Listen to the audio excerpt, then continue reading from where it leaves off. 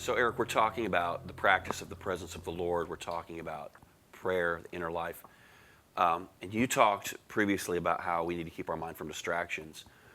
I think what a lot of people struggle with in prayer is a wandering mind. Mm-hmm. You know, it wanders from this thing to that thing. How do we keep our minds under subjection so they don't wander off into other things? Well, you know, this is the issue with everybody. We are self-centered human beings. That's what we are. We are conscious of ourselves and all the things that have to do with us. And so until this is removed, there will be no flow of the river. But it's very simple to get rid of. It's stop giving attention to yourself and turn your attention to Him. And it's that easy. And it does sound like it's too easy, but that's the reason why people think it's difficult. It's because it can't be that easy. Isn't there a quote that you like to say by George Bernard Shaw? Yeah. Nothing is so difficult as that to which the answer is obvious, I think. And this can be applied right here. Yeah. Nothing is so difficult, you know, as that thing which is so simple. Yeah. You know, and it's just looking at Him. Lord, right now, Lord, I give you all my attention, and I worship you. I surrender to you. I let go of my consciousness of myself, and I choose right here, right now, as I sit in this chair with this green shirt on, to worship you and to give you praise. I don't need to jump up and down and throw my hands up in the air and all these things. I just turn my attention to Him internally. No one even needs to see it. Yeah. He sees the heart, you know. Yeah. You've been practicing this. One of the things I love about you is that this is not just theory for you, it's a daily exercise.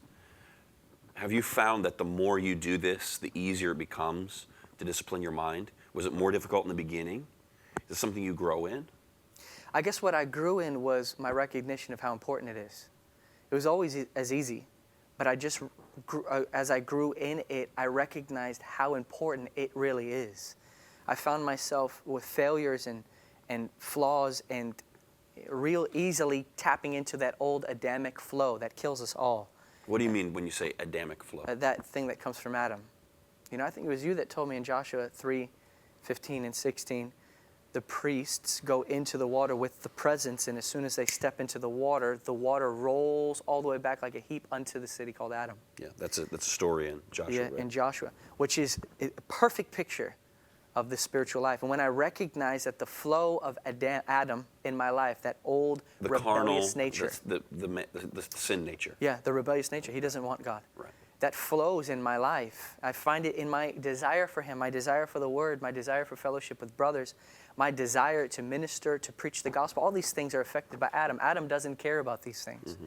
And so that flow in my life flows constantly without the presence being applied. And so I found that I need Him and that there is no way to bear fruit apart from Him. Jesus teaches us clearly that if we abide in Him, the same bringeth forth much fruit. Mm-hmm. So fruitfulness in life is contingent upon a man who chooses to cling to. That's what abiding is. I refuse to depart from you, and I cling to you. And I recognize that when I did not do that, I was dying, and I felt it on the inside.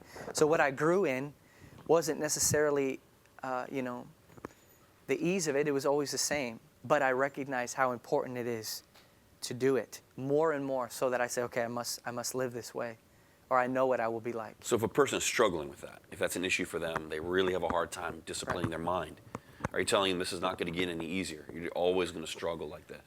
Well, I'm saying if they're struggling, they're doing something wrong. It's very easy. You know, it's very easy. They're still thinking of themselves. It is so simple, it's ridiculous.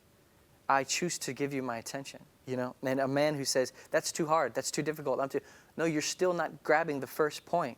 The first point is get still. Give Him your attention and remove your attention from the other things. We have the ability to set our souls on Him.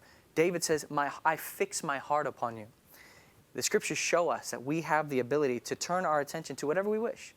Right now, I can look at my iPad, or my pad here if I want to. Mm-hmm.